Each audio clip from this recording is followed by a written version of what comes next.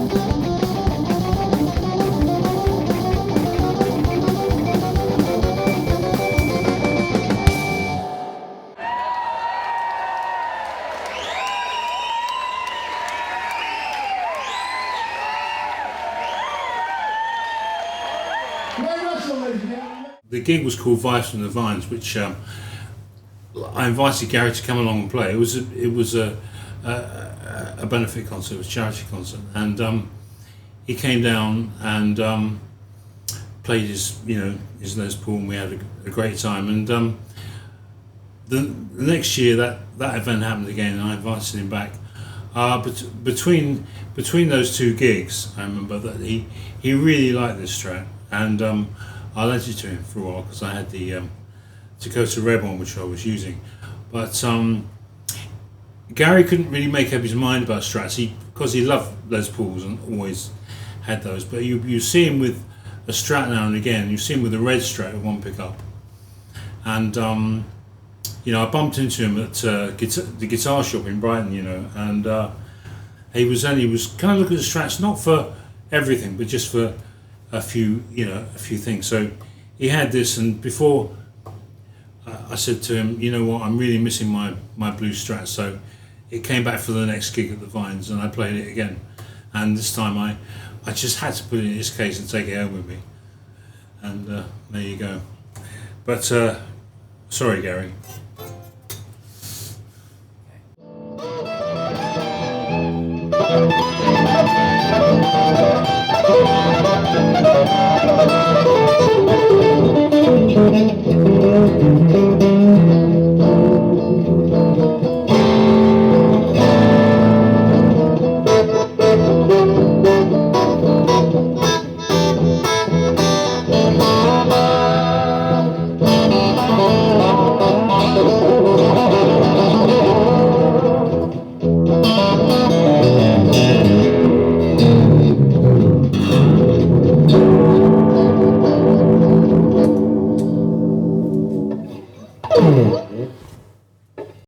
I also used it for, funny enough, on a completely different tack, was the Gilbert O'Sullivan's debut album, Nothing Rhymed, which was I was on, and I did a couple of tours with Gilbert, and he's a fantastic guy. So this came with me for that, and played, plus an acoustic I had, a Taylor acoustic, that carried me through that, and quite a lot of other sessions. In fact, one of the things I did use this on, it was very close to me getting another Strat as well, the Dakota Red one, but this was on Heaven 17 album, What Men Are, and I think I played this riff. Now, I haven't played this for 30 years, so excuse me, but something like this.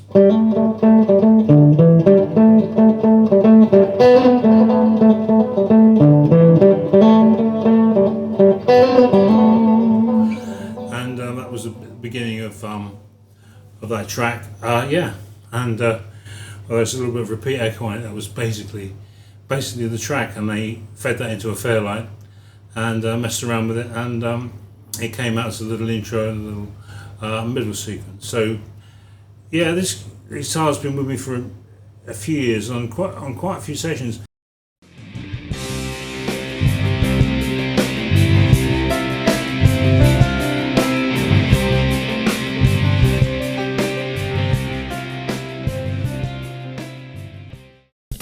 Ray Russell and Mo Foster are lifelong friends whose careers as session musicians span over 30 years, working with some of the biggest names in rock and pop. Collectively, they've played with the likes of Tina Turner, Van Morrison, Art Garfunkel, Bryan Ferry, Phil Collins and Gary Moore, I would describe to Mo name just a few. As a dear friend, a great musician, and an original. Ray Russell.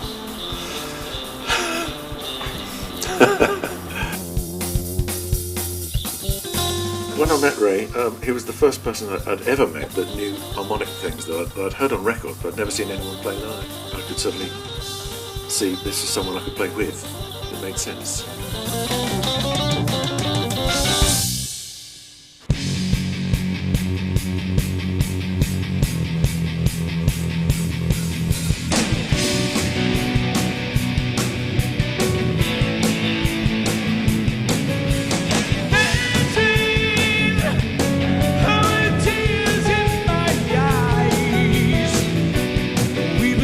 Memory of the night gone by.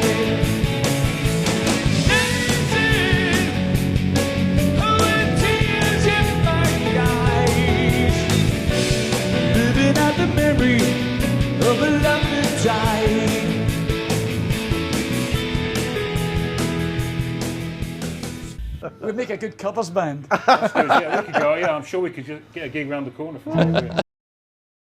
Interesting thing about these old Strats is, you know, I've never really had to modify, like guitars that you really like, you never really have to do much to. I mean, guitar players know that you buy a guitar, and if you're always fiddling with it, then it's not right in the first place, you know.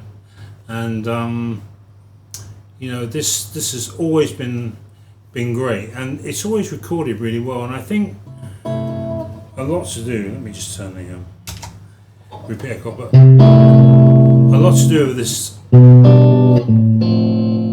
It just is such a full sound. These old pickups really give you all that, and the out of phase positions, of course, which the Strat is rather famous for.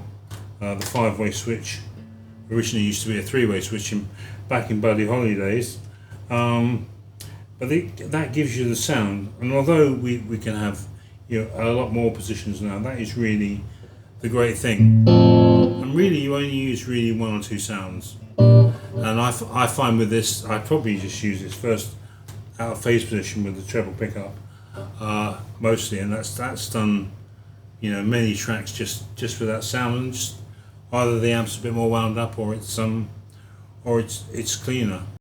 Yeah, so this Strat was with me when I did a couple of albums. One that I remember in particular was an album called Why Not Now, which say 7 years ago now, and I use this quite a lot.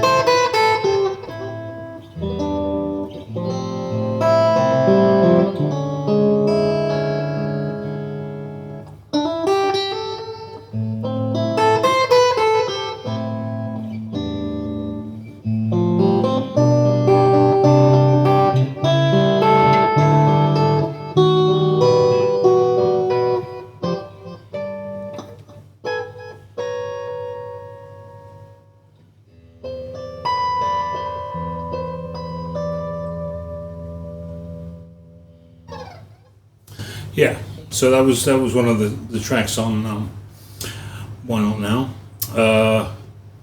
Yeah, which was always sounded best on this guitar. I don't know why, but it just the way it just was just under my fingers, and it sounded the interpretation was just what I wanted it to be. That's really the story of this Strat, except that I still use it, and I'm sitting here getting very fond of it again. Because it's so well made, and you know, it was part of the, you know, the shop floor, but it was made by one person being custom shop, but it's still, you know, it takes a lot of beating. So that's the story of my Sonic Blue Fender Stratocaster, quite rare now, and it's been great for me to play it. It's been a privilege to play such a great Fender Strat.